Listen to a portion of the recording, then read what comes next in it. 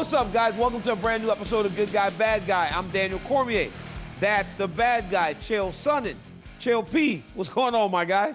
What's happening, brother? I'm having a great spirit. You look great over here. You got the football T-shirt on. I think that's like your message to me. Don't talk wrestling. Not enough people care. Talk a little football. Hey, I'm a former Oregon Duck, man. I don't know what we're ranked right now, but we just took out Ohio State over the weekend. They were number 2. I'll bet you the Ducks are probably, number 2 sounds about right. Yeah, they're good. They're really, really good. And there's a lot of jealousy going on my end because my Cowboys are not very good. But for once, Chael, me wearing this shirt shows that I don't just jump off the bandwagon like I've been called a few times a bandwagon fan. Chael, Dana White, our boss, the guy that runs the whole thing, the guy that drives the circus, right, has been talked to about retirement because that one I owe everything to the master behind. I mean, is there any? Would you like to stick your tongue any further up? Let me tell you something. Oh, he's the greatest guy. I'm obligated to put Dana over on this show more because of how much you do it. So it's like we're running a pretty tight race. I just love him so much. Hey, you and I are running a pretty tight race, Chael P, in terms of who makes Dana feel better. He even texts me sometimes going, hey, you and Chael are doing a really good job of putting me over. But anyways, he's at his post-Dana White Contender Series press conference talking about retirement. He was asked about Donald. He was asked about Dustin Poirier. And this is what he had to say. You know, you never count Poirier out. And that's up to him. He's going to decide whether he wants to fight or doesn't want to fight. It's up to them. It's not up to me. But to say, he should probably walk away right now, I don't know about that. I didn't think that Cormier should have walked away when he did. But Cormier did. He felt it was time to go, and he did it. He's moved on, and he's doing great. Look at the second career he has now. It's unbelievable. Now, I agree with a lot of what he's saying. What I don't agree with, though, is that I shouldn't have retired. The boy was done. I was a steak, Chael. I was a steak that got forgotten on the barbecue pit, and then somebody tried to serve it to you on a plate. I was completely done at the end of all of this. But Dustin Poirier, right, specifically, he's a guy that seems to have a lot left. He spoke of retirement before he fought Benoit Saint-Denis. He spoke of being done after he lost to Islam Makhachev. It was never true.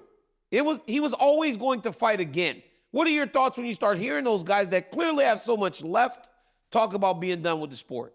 Well, I will tell you what. I actually agree with Dana as it came to you. There was plenty more that you could have done. And I was only laughing because you referred to yourself as a piece of meat that was forgotten on a barbecue. Like, that's going to make anybody chuckle a little bit. I feel there's a little bit of a larger message. When Dana White starts talking retirement, one thing that he has been very careful of is to look at the things that have happened in boxing, the things he did not like in boxing, which included sending somebody out there that wasn't fit to follow the most basic rule, which is to protect themselves at all times. And he does not do that in our sport. He never, and he will make sure that the public understands no matter what revenue a guy can bring in or what kind of ROI and a guy's good for business, as soon as he's not going to follow the golden rule of protect himself at all times, meaning he's just as hungry as always, meaning he's not just fighting for the money, meaning that it's not about legacy, that it's goal driven, that he can compete, that he could win. He's still hungry and he still wants it. When Dana senses that, he will publicly give a blessing that that person could remove themselves from the sport to let them know, forget what our contract says. Forget if you think you owe me a couple of more fights. If this is something you are not passionate about, I will find a way. I will recover. And that really, I feel, is like the major thing that Dana's doing. He's not pressuring anybody. This is a volunteer army. It has been a volunteer army from day one. And yes, there's a beautiful dangling carrot out there, but he's not the one that's after it. I feel like it's very appropriate when he speaks like that, but I would also like to explain to you, at least that's my interpretation when he does that. You know, when asked about Dustin Poirier, it never felt to me like Dustin Poirier was done. Agreed. I'll be honest with you, Chael. I don't buy into, and maybe this is just me, being the old hardened wrestler, I don't buy into he fought well, so let's praise him. I'm sorry, bro. That's just not me. I don't buy into it. I don't let a kid come off the wrestling mat that lost a decision that's supposed to win. and I don't praise him. I tell him something needs to change in order to flip the result. That is just the way I live. It's the way I've operated my whole life. So the fact that we praise Dustin so much after fighting Islam, that's not the reason I thought he should fight more. The reason I think he should fight more is because I think he's still good enough to beat so many guys in the world. He's not done. He's still young. You don't stop fighting whenever you still have the ability to compete, because then when you walk away a few years down the line, you realize, I'm still wanting to fight, but you're out of timing. You're out of training. You're not the same person. He has a lot to give. He never was walking away. He's too much of a fighter. I never believed he was done. And that's where my problem lies, because he told us, all I want to fight for is championships. But now, titles aren't on the horizon for Dustin Poirier. Honestly, the championship fight against Makhachev was a situation where right place, right time. So what type of fight makes Dustin Poirier want to come back? I think that speaks to my point. He was always coming back, because now he's going to fight people that aren't the type of people that he's been fighting for so many years. But when you look at it, who fits now, Chael? Because it's not going to be a title fight. Who fits to stand across the octagon from Dustin Poirier? And does he find himself in there with these young guys that are now trying to work their way into the top of the division and having to pass through him to get there? Daniel, when I was a little kid, art was hit or miss for me. Sometimes we'd have a drawing project and sometimes it'd be cutouts you put on the board, and sometimes you would just be coloring something, but it was hit or miss. Sometimes I'd be really proud of my work. And the reason I tell you this is, when I was really proud of my work, when I knew it came out great, I like to go around the classroom and tell my classmates. I like to show them my project and go, oh, mine's the worst. And I like to tell them that so that they would go, no, it's not. You did such a good job, right? But I did this when I was a little kid. Daniel, as I became an adult, I still did little things like that. I just did it more and more, fewer and further between. And I swear to goodness, I do feel that some of these guys, just so that we'll pat them on the head and tell them, no, you're so great, I swear they'll say like something bad about themselves to get the rest of us to go, no, hey, you've got more. And I do feel that way sometimes. And a lot of times you get a fighter who's done everything that there is to do, but he still wants a big fight. That's a very hard recipe. If you're not in a title fight or you're not in a contenders fight, how can it be big? But there is a way. There is a way. If your last name is Diaz, for example, whatever you do is going to be big. If your last name right now is Masvidal and or McGregor, it can be big. I think Poirier is living on that same island. I think that with the right opponent, you can shine that thing up. And if you want to walk away when you can no longer be great, for goodness sakes, he fought Max Holloway. He put the worst beating on Max Holloway. Max Holloway is the reigning champion. He is the reigning BMF. He is the reigning #1 contender at 145. I imagine it is hard to go. And physically, Dustin has it. Mentally, Dustin has it. But he's got that little kid in him somewhere that wants us to constantly tell him, hey, Dustin, you still got it. Well, I'll buy in. Dustin, you still got it. Joe, you know what? You know for me what kills me? What I hate the most is the fight in the octagon, especially at the Apex, right? Because it's a short walk. It's a short walk from getting your butt kicked in that octagon to the locker room. And the first thing they do is sit in that locker room, grab their phone, and tweet, tonight didn't go my way, but I promise I'll be back. And Chael, is that not the worst? That's exactly what you're talking about. It's that make me feel better about me not doing what I wanted to do. I don't know if Dustin fits into that category, but I think the retirement talk was a little bit of that, where it was like, I don't know what's next for me. I just lost my third title fight. Yeah, I just lost my third title fight. I don't know that I'm going to get another opportunity. I don't know what's next. So I'm going to say, you know what? I'm done with this. When in reality, it was never the case. But now that he's saying, or speaking of saying fight announcement coming soon, who do you think it's going to be? Yeah. Who is that person that he fights? Because here's the dangers in being that guy that has fought for the belt 3 times, that carries the name recognition. Now you start getting more of those fights like the Benoit Saint-Denis. Now you start getting more of those fights where you might have to fight Rafael Fiziev or Renato Moicano or Paddy Pimblett. All those young guys now that are saying it's our time. When you're that guy that doesn't have a clear direction, maybe you find yourself in there with those guys. Yeah, big problem. It's a big problem to announce a retirement fight prior to getting the bout agreement, because the name on the bout agreement and your placement on the card is going to change. I really do feel like some of those things you're best to keep inside. There would be no business reason or sense to shine a guy up on his way out. As a matter of fact, the only person I can recall that went out as a main event was Anderson Silva when he took on Uriah Hall. Anderson said he had 8 fights left on his contract. It was number 8, said he's not going to be resigning. Yes, Daniel, of course. I apologize for that, but there was a world championship involved right there. And so the only reason I say it is, who's going to be next for Dustin? The general rule is pass the torch. Who's good enough to take the torch? And I do think that is where you're going to run into some real hammers of names. While Justin Gaethje is the likely suspect, I think it would be wiser to bring in Paddy Pimblett, test him, see just how good he is. I think it'd be wiser to bring in Moicano, test him, see just how good he is. But Dustin Poirier knows that rule. He knew if he said this, he was going to get a hard fight. You know what? He's so doggone tough. It's what he wants. It's what he expects. And you ask me where they could or should use him. He's turning to the audience and saying, bring me a fight. And by the way, I'm giving you 2 weight classes for parity. You guys pick the opponent at 55 or 170 pounds. And he means it. You know, I'm looking at the rankings right now. Dustin is number 4. He's already fought Oliveira. He's fought Gaethje twice, right? They're 1-1, I believe now. He fought Dan Hooker. He fought Michael Chandler. He fought Max Holloway.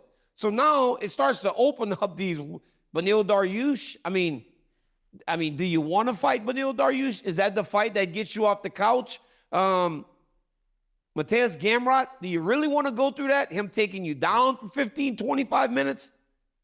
Rafael Fiziev, Renato Moicano. It's just such a weird spot for a guy with that type of name value. Because like you said, Chael, and I think this is the most true thing that most people don't understand. When you're a Dustin Poirier and you carry that name recognition, most times it will put you into these big fights. But if you fought everybody already, rematches, especially when the rematches don't mean as much, aren't as appealing to the organization. Now, you say, I got 2 fights left in my career. I want to do 1 in Lafayette at home. They say, okay, we'll give you that. But you got to fight one of these dudes that if you are looking at the curtain and you're walking out, you got to give me an opportunity for someone to benefit off of all of that you have done. It's the old adage in wrestling, Chael, when the only person that didn't do business was Hulk Hogan. Hulk Hogan wants to leave the organization. You're supposed to get pinned on the way out. He only did it for the Ultimate Warrior. Dustin Poirier will have to do the honors. Maybe you can't control the outcome like in WWE, but you got to do the honors of giving a guy a chance to help himself if you're going to go and be done with this. And I believe Dustin Poirier, to his credit, is that type of guy because we saw him do it already with Benoit Saint-Denis. Sure. And just to look a little deeper at it, in terms of the message, it's not quite cold, hard business like it might appear. There's a real psychology there. Listen, if a guy says, I can't do this anymore. I can't do the training and making the weight cut, the lifestyle. I'm not what I used to be. If a guy openly says that, and don't forget, Daniel, everything in this sport, we take you at your word. You want to know who a black belt is? A black belt is whatever guys step forward and say, I have a black belt. There's no greater litmus test. So when a guy steps forward and says, I'm the best, we'll reflect that in the rankings. When a guy says, I'm coming for it all and nobody can touch me, we'll give him articles until we're proven differently. So if a guy comes forward and he says, I can't do this work anymore, if the guy goes out there and wins, then by proxy, if we accept the resignation, we also then have to admit the opponent he just had, who he defeated. If we're accepting a resignation and saying, yes, taking you at your word, and you in fact can't do this anymore, but you just beat this guy that we still owe 3 fights to, it becomes a little bit of a problem. I got to give a couple of guys a pass. I give Khabib a pass. He fought everybody there was, gave everybody a chance. Nobody could beat him. I got to give George St. Pierre a pass. George didn't try to go out on top. He let everybody have a chance. He let him have it a second time. He even went to a different weight class trying to get beat. We just didn't have anybody that could take it from him. So just to explain why that last match has to be so hard, It has to be, because we take you at your word and you're telling us you can't do this anymore. We got to make sure we got a guy under contract who can. Yeah, absolutely, man. That is that's so true. Chael, you're very, very smart. I mean, you're really smart. You're really I appreciate that. The psychology of it is very fascinating, though, right, Daniel? Yeah, it is an interesting thing. It's very interesting. Chael, but one person who unequivocally should be done, Cowboy Cerrone. I don't know what your thoughts are on it. I don't know if you believe that he should come back. Dana White doesn't believe that he should come back. Chael, there are a number of reasons why I believe Donald Cowboy Cerrone shouldn't come back. Here, now, let me lay the foundation. Donald Cerrone and I, whenever he was training with John Jones, we weren't great. But we both are with Monster. We talk. Now, he's awesome, Chael. He's awesome. He's awesome now. He said, I'm quitting. I'm getting on steroids, and I'm getting my hair done. He said, and he looks phenomenal, by the way. He looks in great shape. His hair looked great. He is just a man. But then now, when you start doing those things, Chael, and Ben Askren will tell you, he started doing testosterone. He goes, I wrestle every day with my best kids. Why wouldn't you want me to be on it so I can help them? You start feeling better. You start feeling like, I could do this one more time. Donald is feeling that. What are your thoughts on him coming back, Joe? Because for me, I don't like that he's coming back after openly being on stuff for 2 years and saying, I'm ready to come back and compete. I don't think it's fair. Well, I'm happy to have this conversation, but just to get in front of it, he is not coming back, at least not to the octagon. There is not a scenario where he will be put back in the octagon, and largely because his honesty to that, largely because within the statement where he said, I'm coming back to the octagon, he said, I need a couple of months so I can pass the testing pool. There is no elbow in a wink when it comes to Dana and the organization, and it does to the testing pool. So I'll share that won't happen, but as far as the psychology of it, look, his retirement was as disingenuous as George Masvidal's. When George said those words, man, I mean, he had his fingers crossed in his gloves, and you could just tell that's a fighter who's not done fighting. I was at an event. It was in Colorado. I was one of the announcers, bare knuckle boxing. And Cowboy was brought in and was supposed to have a face-off with the winner of Luke Rockhold, Mike Perry, who ended up being Mike Perry. Cowboy was there, though. It's in Colorado. He's a fan favorite. He takes in the entire event. He's in the front row. He's waiting to get in the ring to build this fight, which would have been against Perry under the bare knuckle format.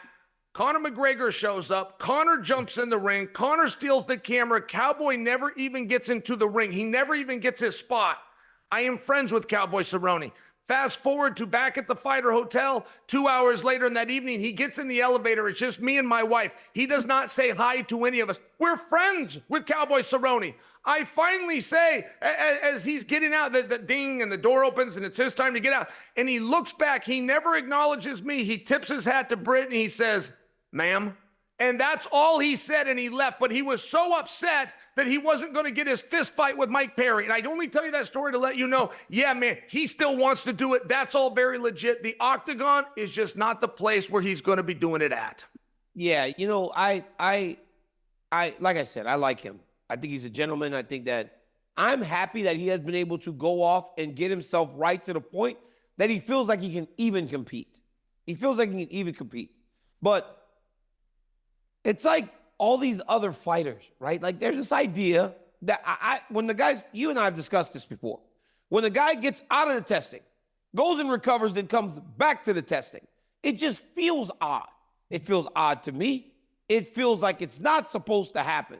You know, I want for fighters to not be able to do that because openly going and getting on tests, doing other things, that's not legal in fighting. Cowboy's openly said he's done those things. And it gives you a false sense. Because before Cowboy Cerrone left, Chael, he had lost 6 fights and had won no contest. He wasn't competing at the level that he was able to compete at before. But imagine if he comes back and he goes on some sort of win streak. How much of that is the things that he did to enhance himself or prepare himself, and how much is actual Cowboy Cerrone? Yep. Look, man, I have no problem with people as we age doing stuff, testosterone, whatever else we want to do to make ourselves feel better. I just don't think it lives in competition. This is me. Sure. No, I fully understand what you're talking about, and I'm just getting ahead of it to let you know that is never going to be tested for the reasons you just said. Now, what got us to this point? Could it be that Donald is in the practice room? I mean, he looks like $1 million. He probably is in there training, and now he's doing equal or better to what he used to do. One thing about Peds, and this is coming from the guy that loved to take them, they work, Daniel. The E in PED is enhancement. They make you better, but it does have that same effect as you come off. Even in your 40s, even in your 40s, though, Chael. Even in your 40s. Yes, and I'm just telling you now, like, as he comes off them to get back in the pool, those same workouts that he's doing, those same ones that made him think, hey, I still got it, I left something, those workouts are going to change. They're going to start to get closer. There is a meaningful difference when you're using or when you're not using. So what seems like a really great idea today may not seem like a great idea tomorrow, but I will tell you that guy whose boots you were licking earlier, Dana White, he's not going to stand. I was going to ask you that. Will Dana let him? Not for even the image that this could put out. I can guarantee you, as a friend of Cowboy, I'm not looking to hurt him. I will guarantee you he will not be signed to the UFC. Hey, chill. Hey, chill. Am I a bootlicker?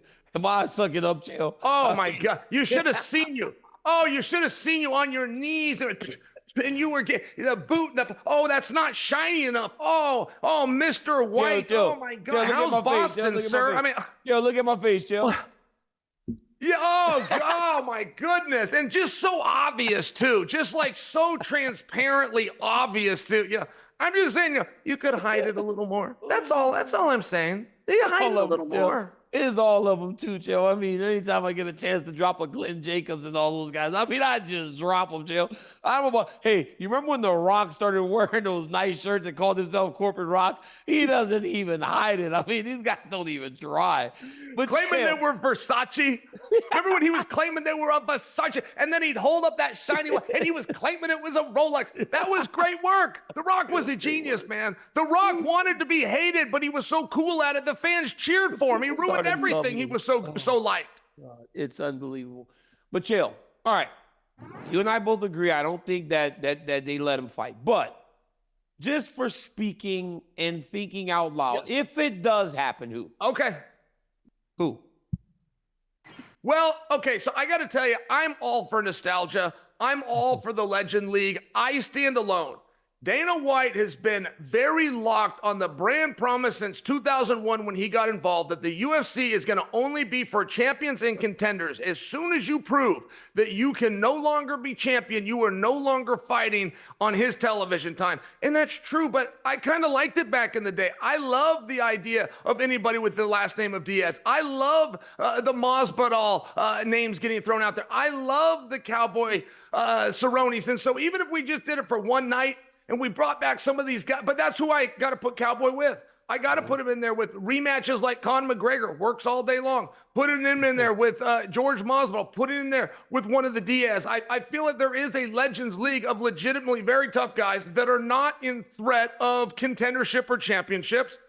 And they got big names, and they got those names the hard way. They earned them. There was nothing but blood, tears, and scars that went to build that support that the fans had. So if we're doing something fun like that, look, Tony Ferguson isn't going to fight again. I'm well aware. But if we're just throwing names out there and we're living in Ridiculousville just for a moment, I will throw that name out there. So I'm looking at Donald Cerrone's record, right? And in those losses, because we talk about a Legends division and fighting someone that's not as tough. We've talked about this time and time again, how at times it seems like you want to give someone an easier fight. But what's easier, right? So he was fighting guys like Tony Ferguson, when he was still the man, Justin Gaethje. He fought Conor McGregor. He fought Anthony Pettis, right? Those all went sideways, so give him something easier. He gets Nico Price, no contest. Okay, so we need to get him something easier. He gets Alex Morono. He gets beat. Okay, let's try to see if he can fight somebody easier, somebody a little longer in the tooth. He fights Jim Miller. He gets submitted. So what level, right, when you hear that, Chael, where you go from fighting the Justin Gaethjes of the world to ending with a guy like Jim Miller, who is, I mean, we saw what Bobby Green did to Jim, and we all love Jim, right? Who is at the end of his career. What level can he compete at today, realistically? Yeah. Daniel, I'm not listening to anything you're saying. Why we're trying to matchmake for a guy that's never coming back, I don't know. But I will tell you an interesting riddle. Can he fight bare knuckle? And don't answer the question. It's more like rhetorically. Just kind of think it over. What would you do if you had an intruder? What would you do if an intruder that came into your house walked right in and your kids were home? What would you do if an intruder walked right into your home, but instead of taking things, he was actually giving things out? In this case, Bud Lights. He walks into your home, an intruder. He says hello to you and your family. He's dressed in a frightening manner. You know you need to do something, but he's being polite and he's actually bearing gifts, because that happened to me on Halloween of 2016. And that intruder that was handing out Bud Lights turned out to be Cowboy Cerrone, who was dressed as the Joker and forgot to text me ahead of time that he was in town. He had never been to my house. I liked him. I knew him from the WEC days. He's welcome to my home. He's welcome to a bed and a shower and a plate of food. I didn't know it was him, not to mention he's in disguise. How would I know that it's him? Then when he walks in, instead of saying, hey, what's up, guys, Cowboy, I'm in town and I found out where you lived, he brought a guy with him that was his buddy, and he introduces the guy right off the bat. So he walks in the house, he's handing out the Bud Lights, and he says, hey, this is my uncle. He's hanging out with us tonight. So now it's like, okay, got it, your uncle. Who the F are you? Who is the Joker? So I'm asking the people in there. I got a couple buddies. So I'm texting them while I'm talking to the guy. We're in my kitchen. Oh, my God. And I'm texting my buddy Reese, and I'm texting Miss Brittany. Who the F is this guy? Turned out it was Cowboy, and it turns out he is a lot of fun. He's a lot of fun. He's the best, man. He really is the best. I'm sorry I'm having to play devil's advocate on his behalf, but yeah, when you disagree something so strongly, it is what it is. Yeah. Chael P, that is a great story. That is a really, really good story. Stories, right? So stories in fighting is what compels us, is what makes us tune in. Francis Ngannou is a very interesting story. He's an interesting story in fighting. He's got a horribly sad story that happened to him recently with his son, Kobe, who we all will remember every time Francis goes into the octagon. His story of overcoming what he overcame to become the world champion is very inspiring. But his story is not over. And his story continues this weekend as he takes on Ferreira in PFL for the first time in MMA in 3 years. Francis Historia going to boxing and doing all these great things, and then getting the door shut on him by the best fighters in the world has now put him back on the doorsteps of the heavyweight championship in a different organization. What is your expectation for Francis this weekend? And is it too fast for him to be going back into this octagon? Coming back from Riyadh. I went out to Riyadh, and it was the PFL's debut, but they debuted with PFL versus Bellator. And timeline-wise, they did this in the parking lot. They built an arena in the parking lot of the venue that Joshua and Francis were going to fight in 1 week later. So that's kind of the backdrop. And I land in LA, and I've got my back to a scene that's going on. And there's a man behind me that doesn't know where to go. He doesn't understand if he's coming in the USA line or if he's coming in the visitor line and where he goes with his passport. And he's asking the personnel there at the airport, and he's asking in an overly nice way. And it turned out you had to do this thing online, and I knew the answer to it, and I got over there and I helped it. And that man was John Jones. And I'm now passing through security with one of my great nemesis, John Jones, but he needed my help. He genuinely did not know which way to go, and he genuinely knew that he was going to be treated different. And while we were walking through, I had a chance to ask him, John, what is going to happen with Francis and Ferreira? John was brought in as a special guest, as Mike Tyson was that night. When John got there, Francis stands up. He and John have a quick face-to-face. John sits down. So Francis watches Ferreira, in this case, take on Ryan Bader for what lasted less than 30 seconds. Capture the championship. Francis stands up, and we believe Francis is going to walk into the octagon and face off, but nope, he did not. He walked out the other side towards the dressing room, and the next time that Francis was seen in Riyadh, he was standing across from Anthony Joshua. So I asked John Jones about it. I said, John, and you would not believe the breakdown that he gave me. He told me that Ferreira is going to beat Francis. He told me that Ferreira was going to stop Francis. He told me he was going to stop and beat Francis in less than 2 rounds. I said, John, this is an incredible assessment, particularly coming from you. Like, both of these guys, in Francis and Ferreira, have interesting bodies. They're wildly tall. They both have to cut to make the weight class. John Jones has an interesting body. He's the longest guy in the entire sport. So I'm really trying to see what he saw. And I'm really trying to make sure that this isn't because of his personal grudge with Francis, but this is how he genuinely feels. I went to John Jones knowing we were going to do this today and asked, can I tell this story? He said, go ahead and tell it. So I would love to give you my opinion of that fight, but I must tell you, when I have the answer from the heavyweight champion of the world, who's likely to face them and at one point thought he was going to face Francis, who sat down and watched more tape and more footage and one time sees Ferreira, who they call the problemo, I'm intend to go with his idea. And those are exactly the words of John Jones. You know, I don't know Ferreira or Ferreira, however you say his name, as well as you do, being that you sat there, watched him fight. And I think you called that fight, didn't you? Yes, I did. I don't know him. I've never seen him fight. Monster, Daniel. I see him standing across from Francis at a press conference. That is what my knowledge of Renan Ferreira and Francis Ngannou is. I know Francis personally. I've spoken to Francis about things, about life. I know Francis. But when I watch those two stand across from each other, I know that this guy's a threat because he's so big. And the stories I hear of who he is and what he's done has been so impressive.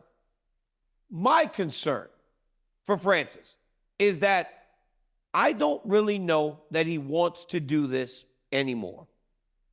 And that's what scares me because he chose boxing. And if it hadn't gone the way that it went with Anthony Joshua, he might still be boxing. That's my concern in regards to Francis. When Francis Ngannou is bought in, he's the best heavyweight in the world. He showed it. He showed it by becoming the heavyweight champion in the UFC. He showed it by beating Stipe Miocic. He showed it by beating Cerrone. He showed it by winning all those fights that he did over the course of the time that he was in the organization.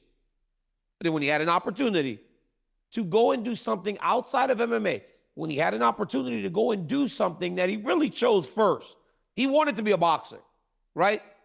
When he went to France, he was going to be a boxer, but MMA showed itself first. He was good at it. He made a boatload of money. That's my concern.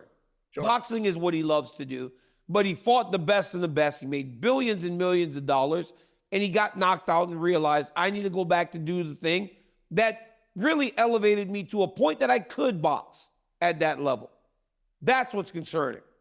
So I need to know, especially as the fight starts to build, I need to go and look at Francis in interviews.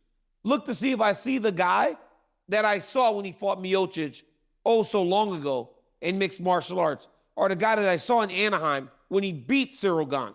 Because if he's that guy, then it doesn't matter what Ferreira's done. Francis Ngannou will beat him. Sure. Yeah, and the old expression, it only takes one, but boy, is it ever true when it's from Francis. I mean, what powerful punches. He lifted Overeem off the ground. Overeem's got as much pride as anybody. Overeem's talked about that one shot that lifted him off the ground, and he's told everybody, man, I've never felt anything like it. Do not ever underestimate it. But his head to the moon. Yeah, his head is still on the International Space Station. That's exactly right. But, Daniel, when you get knocked down and you've never been knocked down before, when you get knocked down, it can be, and more times than not, a problem. He'd never been knocked down. I'm talking about Francis. He got put down not just 3 times, but he got put down 3 times and then knocked out. You could have counted to 1. They did count to 10, but they could have counted till 10,000. He was out, and it really does matter when you don't have a second choice. When you don't have that wrestling that you can turn to, or you don't have a clinch and push him in and control his feet and play that game on the cage, Francis doesn't have a choice but to meet in the middle and put these up. And that's a very good game if you're Francis Ngannou, because he's very dangerous, those. But history says, you go to the younger guy. History says when you get knocked down, let alone knocked out, you're coming off of a knockout loss. This guy won a championship over Ryan Bader by a knockout. I think there's a lot of confidence there. And one thing about Problema, who I know you're not overly familiar with, but when I saw him last, and this was in March of this year, he was a purple belt. He was a purple belt in jiu-jitsu. He's trained by Conan Silveira, but he was one of those guys, and Conan would talk about it, and Conan say, man, my guy's not very good, but I think he's going to win the world championship. He said, he's not very good, but he's 280 pounds. He said, he's not very good. Not yet. We're going to get him there. But he's the hardest working guy in the gym. He said, he's not very good. He's not very polished yet, but he's stronger than anybody in the room. It was one of these things with intangibles where Cohen Silveira, who's cornered and been around the best of the best from the beginning of this game, man, he was salivating over the prospect that he had. The way that many people will tell the story of when Javier Mendez met Cain and realized, whoa, I have something here. That is exactly how I felt when Coach Conan Silveira was describing his pupil, who has nothing more than a purple belt, but boy, 280-pound purple belt, willing to trade and a hard worker. It's a lot to deal with when you're Francis and you're approaching 40.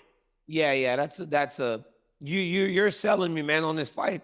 I'm watching. I'm definitely watching. Chill. Was that an incredible story I told you about John awesome. Jones, though? Was that powerful? Because it affected me. I was literally just like locked in. Because I had no idea what you were talking about. It was awesome. John was such a great analyst. Like, to get that quietness, Dude, I've been but begging. Do you remember on Fox, they hired him first? Yes. They hired him before they did all of us. So he does have knowledge in the game. But what I was going to say, Chael, before we wrap, I remember being in Jacksonville when the pandemic started and we had that fight and Francis fought against Jairzinho Rosenstrike. And they were standing and you were there. worried if Dana White was going to be okay. That was your first concern as the greatest. What? Promoter of all time. He's the best. He's the best promoter of all time. Sure. But, Chill. I remember But a those guys pandemic hit. You were saying a pandemic hit, and I'm thinking, God in heaven above, save Dana White. Go ahead, please continue.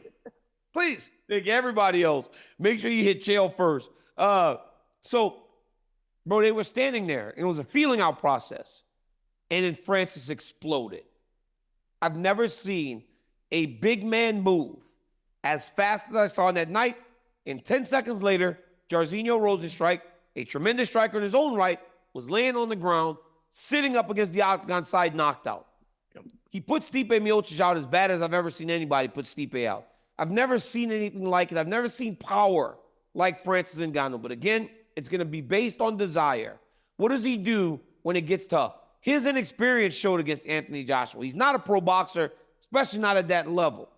He's back home fighting in a realm, in a fighting style that is equipped for him.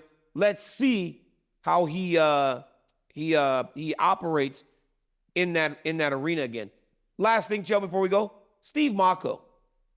Right? Trains at American Top Team, probably trains with Renan Ferreira. I wish I had the opportunity to ask him about that last weekend when we were at Super 32, because I could have got some great insight into who this young man is. Steve Mocco, the luckiest guy in the world. His son is a world champion, Joe. Could you imagine if Darryl wins a world title? Steve Mocco is also very lucky because, bro, he gets to wrestle with his boys. Every day, they warm up together. That is the dream for us as dads and wrestlers, to be able to wrestle with our kids. I wish I would have asked him, though, about this Ferreira guy. I didn't know we would speak about him.